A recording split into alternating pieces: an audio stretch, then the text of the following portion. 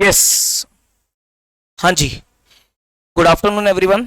So welcome to my YouTube channel, myself C Varun Jain. C inter advance account, जैसे कि आप लोगों का 12 तारीख को एग्जाम है, तो लास्ट मोमेंट पे आपको एडवांस अकाउंट्स की तैयारी कैसे करनी है उसके लिए पूरी डिटेल में वीडियो रहेगी। वीडियो को पूरी एंड तक देखना, आपको समझ में आ जाएगा, एक शेड्यूल मिल जाएगा किस तरीके से तैयारी करनी है। देखो, जो लास्ट के 3-4 दिन होते हैं ना, ये बहुत इंपॉर्टेंट है। 3 से 4 दिन जो आपके पास बचे हुए हैं, ये बहुत इंपॉर्टेंट है। आपने जितनी मर्जी तैयारी कर ली हो, अगर आप ये 3-4 दिन ढंग से काम नहीं करोगे, एक स्ट्रेटेजी के साथ नहीं चलोगे, तो जो आपने तैयारी करी है ना, वो अफेक्ट हो जाएगी। तो 3-4 दिन को आपको अच्छे से यूटिलाइज करना है कि कैसे मैं अपने सिलेबस को पूरी तरीके से रिवाइज करूं, कैसे प्लानिंग करके चलूं, किस किस दिन पे क्या क्या टॉपिक्स रखूं। इसके लिए मैंने पूरा एक डिटेल प्लान बना रखा है। हो सकता है आपने अपना कोई प्लान बना रखा हो, लेकिन ये प्लान भी एक बार देख लेना। अगर आपने नहीं बनाया रखा तो आपको यहां से गाइडेंस मिल जाएगी। आइए, इसको नोट करते रहना साथ साथ आप, ठीक है? नहीं तो बाद में वीडियो देखते रहेंगे, तो साथ साथ नोट कर लेना। देखिए जी, तो अकाउंट्स की तैयारी अब हमें कब से शुरू करनी है? आज डेट हो गई है 7 सितंबर, 7 तारीख हो गई है आज, ठीक है, सैटरडे। मंडे ऑनवर्ड्स आपको सिर्फ अकाउंट्स को उठाना है। मतलब आज और कल का जो दिन है, तो आप जो मर्जी सब्जेक्ट आपके बचे हुए उसको कर लो, कल तक सारा वाइंड अप करके मंडे से सिर्फ और सिर्फ आप अकाउंट्स उठाओगे। मैं ये नहीं बोलूंगा कि आप 5-5, 6-6 दिन पहले अकाउंट शुरू कर दो। जिन्होंने शुरू कर दिया होगा, करना नहीं चाहिए, बट ठीक है, आप कर दिया तो कर दिया, लेकिन 2 से 3 दिन आपको देने चाहिए, क्योंकि देखो आगे आने वाले पेपर तो आपको 1.5 डेज में ही तैयार करने हैं ना। तो आप अकाउंट्स को भी स्टार्टिंग में 7-7, 8-8 दिन दे दोगे तो उससे कोई बेनिफिट होता नहीं है। जो रिवीजन होता है एंड में, वो 2 से लास्ट के 2-3 दिन में ही होता है, ठीक है? तो आपको मंडे ऑनवर्ड्स अकाउंट्स को उठाना है, ठीक है? मंडे दैट इज 9 सितंबर आपको अकाउंट्स उठा रहे हैं। देखो, टाइमिंग मैंने अपने हिसाब से लिखे हुए हैं, आप अपने हिसाब से थोड़ा कस्टमाइज कर सकते हो। आपका शेड्यूल क्या है वो आपको देखना पड़ेगा, आपका उठने का सोने का शेड्यूल क्या है, लेकिन एक तरीका मैंने आपको बता रखा है, वो आप देख लेना थोड़ा सा। वेकअप 6 बजे तक उठ जाओ, ठीक है? ये वही सारी चीजें जो मैं अपने टाइम में फॉलो करता था। 6 बजे तक उठ जाओ। 6:30 बजे से लेकर, अगर आप और पहले उठ सकते हो तो वो और भी अच्छी बात है, ठीक है? एक मैंने आइडल टाइम लिया कि 6 बजे तक उठ जाओ। आधे घंटे के अंदर अंदर अपना फ्रेश व्रेश हो, ब्रश करो, थोड़ा सा वर्कआउट वगैरह हल्का फुल्का कर कुरा के 6:30 से 11:30 बजे तक आप 5 घंटे का एक स्लॉट निकालोगे। बड़ा इंपॉर्टेंट होता है पहला पहला स्लॉट। तो 5 घंटे का एक स्लॉट निकालोगे, और आप क्या, 2 टॉपिक्स दे रहा हूं सिर्फ आपको, बायबैक और इंटरनल रिकंस्ट्रक्शन। ये करोगे आप सबसे पहले। देखो, इंटरनल रिकंस्ट्रक्शन इजी टॉपिक है, शुरुआत हमें इजी टॉपिक से करनी चाहिए, और इंपॉर्टेंट भी है। 10 मार्क्स का, 14 मार्क्स तक का क्वेश्चन आ सकता है इंटरनल पे। बायबैक अगेन एक छोटा सा आसान सा टॉपिक है, 6 से 8 नंबर का क्वेश्चन इसमें से भी आ सकता है। तो आप कह सकते हो कि दोनों मिलाकर लगभग 15-20 नंबर के टॉपिक बन सकते हैं। तो शुरुआत हम इसी से करेंगे, 5 घंटे देंगे और अच्छे से इन दोनों टॉपिक्स को कवर करके चलेंगे। 6:30 से 11:30 बायबैक एंड इंटरनल रिकंस्ट्रक्शन। अच्छा, टॉपिक वाइज आपको पढ़ना कैसे है उसको ध्यान रखना। आपको क्या करना है, सबसे पहले तो आपको अपने कॉन्सेप्ट्स पक्के करने हैं। आपके पास कहीं ना कहीं कॉन्सेप्ट जरूर लिखे होंगे, जहां से भी आपने क्लासेस ली हैं, ऑनलाइन लिया, ऑफलाइन लिया, तो आपके पास टीचर के नोट्स वगैरह जरूर होंगे, कोई ना कोई नोट्स होंगे, तो वो नोट्स रेफर करो, बहुत इंपॉर्टेंट होते हैं वो नोट्स, ठीक है? इसके साथ साथ क्वेश्चन कौन से करने चाहिए? क्वेश्चन, आप देखो, लास्ट टाइम में कोई क्वेश्चन ज्यादा सॉल्व तो कर नहीं सकते, लेकिन स्टिल आपको आईसीएआई के स्टडी मैट के सारे क्वेश्चन, ऑल क्वेश्चन, सब क्वेश्चंस रिव्यू करने हैं। सारे क्वेश्चंस आपको अच्छे से रिव्यू करने हैं। क्वेश्चन क्या कह रहा है सारे रिव्यू करने हैं। और 2 आरटीपी कौन कौन सी? एक तो अभी मई 24 में आरटीपी आई थी वो, और एक जो अब सितंबर 24 में आपके अटेम्प्ट के लिए आरटीपी आ रही है वो। तो ये सब करना है आपको अपने चैप्टर के साथ। जैसे आपने इंटरनल उठाया, तो पहले इंटरनल के कॉन्सेप्ट्स को गो थ्रू करा, उसके बाद आईसीआई के स्टडी मेट के सारे क्वेश्चंस देख लिए, सारे एडजस्टमेंट्स को देख लिया, और आरटीपी मई 24 का इंटरनल का क्वेश्चन उठाया, सितंबर का इंटरनल का क्वेश्चन उठा लिया, और सबको देख लिया। और हर एक चैप्टर का एक क्वेश्चन प्रॉपर सॉल्व करके देखना। फाइनल रिवीजन के टाइम पे हर एक चैप्टर का एक क्वेश्चन एटलीस्ट आपको सॉल्व करके देखना है, with proper format, working notes, assumptions, narrations, जो भी लिखना है एक प्रॉपर फॉर्मेट के साथ, और विद इन टाइम फ्रेम आपको क्वेश्चन करना है। जैसे आप कोई भी क्वेश्चन उठाओगे तो आपको आइडिया हो जाता है कि 10 मार्क्स का है या 14 मार्क्स का है, तो आप उस हिसाब से, मान लो आपने 10 मार्क्स का क्वेश्चन उठाया, तो 10 मार्क्स के हिसाब से मैं 1.5 मिनट्स देता हूं, 1.5 मिनट्स पर मार्क। तो आपको 15 मिनट के अंदर अंदर ये क्वेश्चन करना है। 1-2 मिनट ऊपर नीचे चलेगा, लेकिन उससे ऊपर नहीं जाना चाहिए।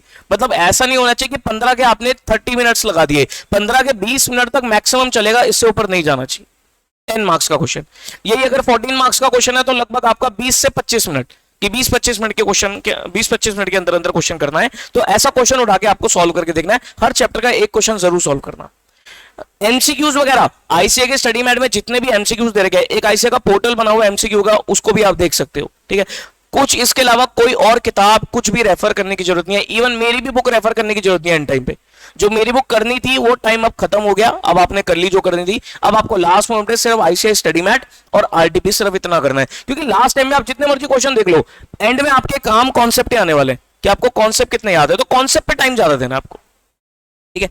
ये कर लिया आपने, फिर उसके बाद 11:30 से 1 बजे तक आप थोड़ा रेस्ट वेस्ट करो, खाना वाना खा लो, नहाना धोना ये सब चीजें जो आपकी रहेगी थी वो कर लो। फिर 1 बजे से लेकर 5 बजे तक अगेन एक 4 घंटे का स्लॉट निकालो, और एक ही टॉपिक दे रहा हूं, बड़ा इंपॉर्टेंट टॉपिक है, बड़ा टॉपिक भी है, अमेलगमेशन। इसको करना है आपको सारे, क्योंकि इसमें काफी सारे पॉइंट्स हैं अमेलगमेशन में, तो सारे कॉन्सेप्ट पढ़ने हैं, क्वेश्चंस देखने हैं, आरटीपी एमटीपी देखने, आरटीपीस वगैरह देखनी है, एक दो क्वेश्चन सॉल्व भी करके देख लेना। तो 4 घंटे एक ही टॉपिक को देखना आपको अमेलगमेशन का। 14 से लेकर 20 मार्क्स तक अमेलगमेशन पूछा जाता है एग्जाम में, ठीक है।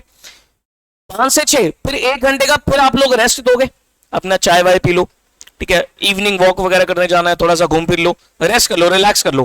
फिर 6 बजे से लेकर 8 बजे तक आपको 2 अकाउंटिंग स्टैंडर्ड दे रहा हूं पढ़ने के लिए, AS2 और AS10। अकाउंटिंग स्टैंडर्ड 2 इन्वेंट्री वाला और AS10 PPE, ये 2 स्टैंडर्ड आपको करने हैं, ठीक है। फिर 8 से 9 बजे तक फिर आप रेस्ट लो 1 घंटे का, डिनर विनर करके।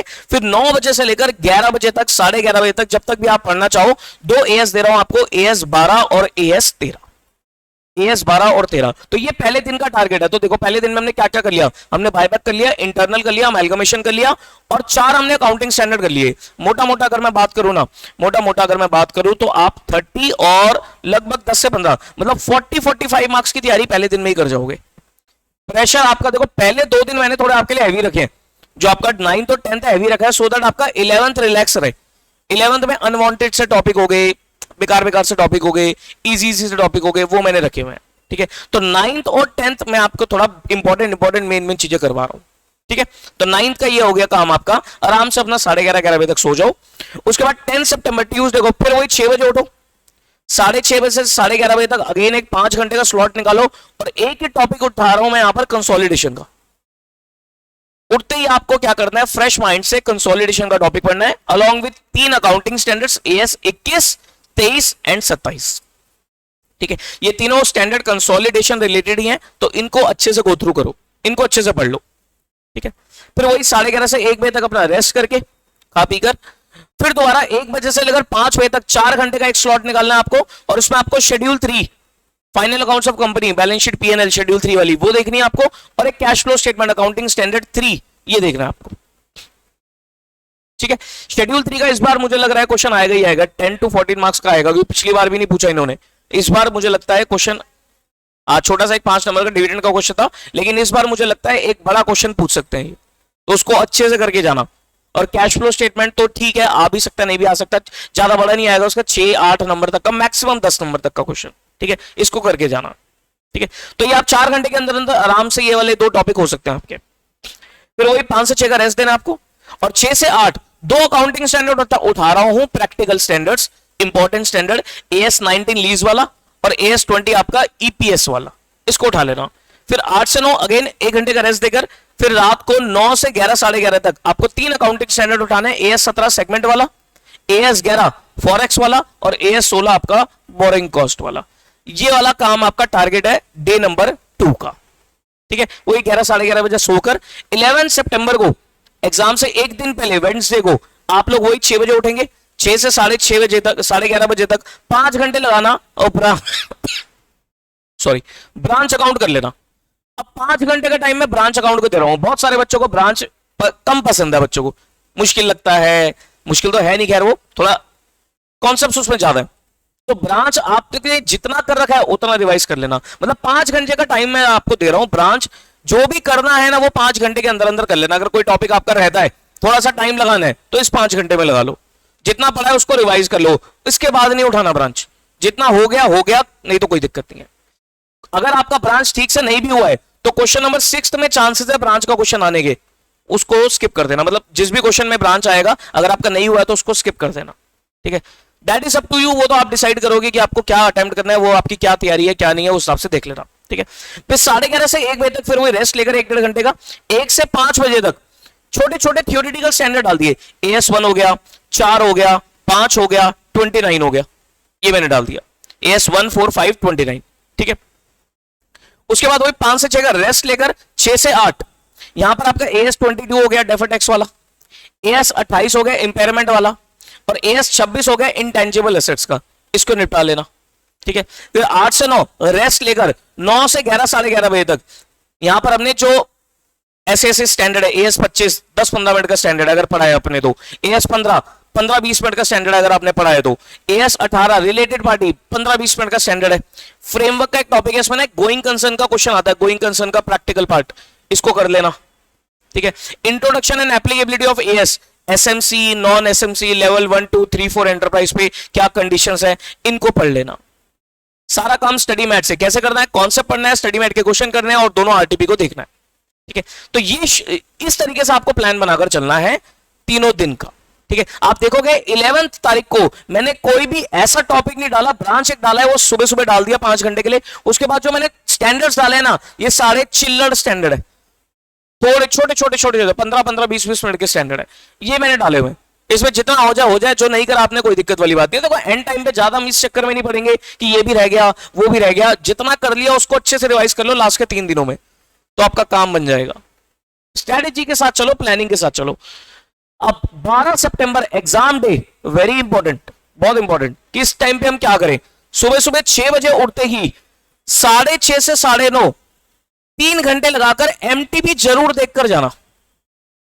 MTB देखो, 2 MTB तो मई 24 के हैं, 2 MTB तो मई 24 के हो गए, और 2 ही MTB आपके सितंबर 24 के हो गए, ठीक है। MTB मतलब ICAI ने जो MTB ली है, ठीक है।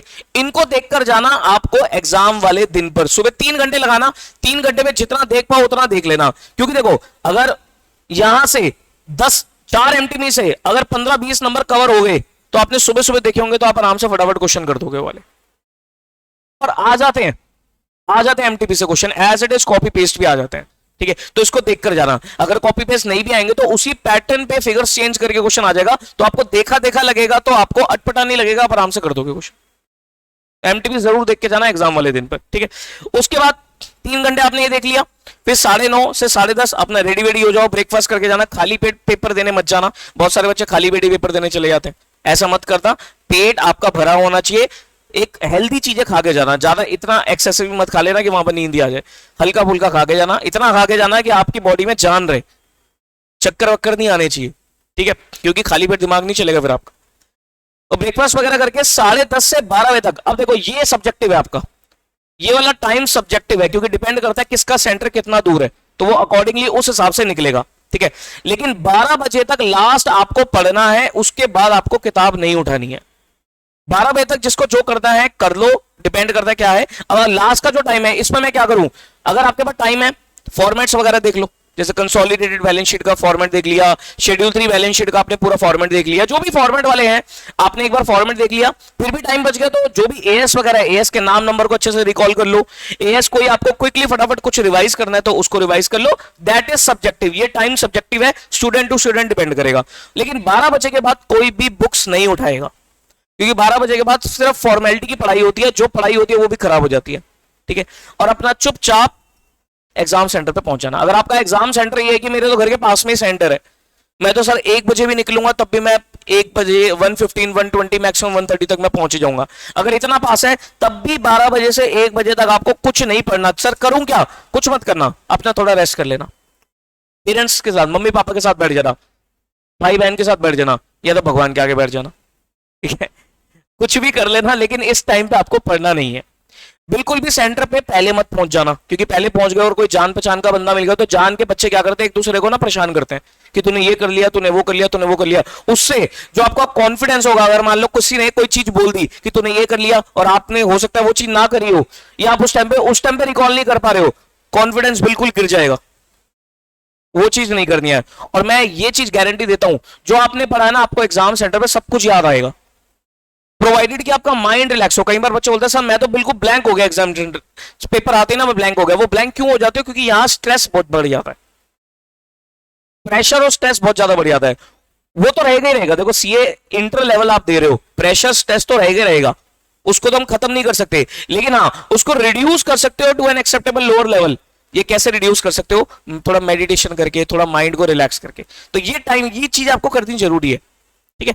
ओके, तो इस तरीके से काम करो और अपना सेंटर पे 1:30 पे पहुंच जाओ, मैक्सिमम 1:30 पे पहुंच जाना, इससे लेट मत करना, क्योंकि 1:30 पे एंट्री शुरू हो जाती है, 1:45 पे आपको पेपर मिल जाता है। बहुत सारे महानुभव ऐसे होते हैं 2 बजे के बाद तो एग्जाम सेंटर पे आ रहे हैं।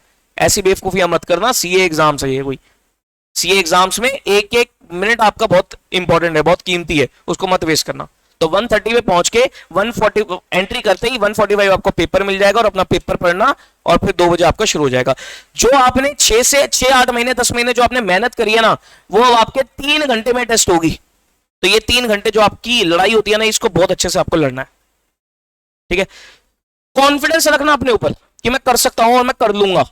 कॉन्फिडेंस रखना अपने ऊपर, स्माइलिंग एटीट्यूड के साथ खुशी खुशी पेपर देने आना। ये ऐसे परेशान होके रोते जाते ऐसे पेपर देने मत जाना, खुशी खुशी पेपर देने आना। जितना अच्छे से, देखो ये एक सच्चाई है, जो आप सोचते हो वही आपके साथ हो जाता है।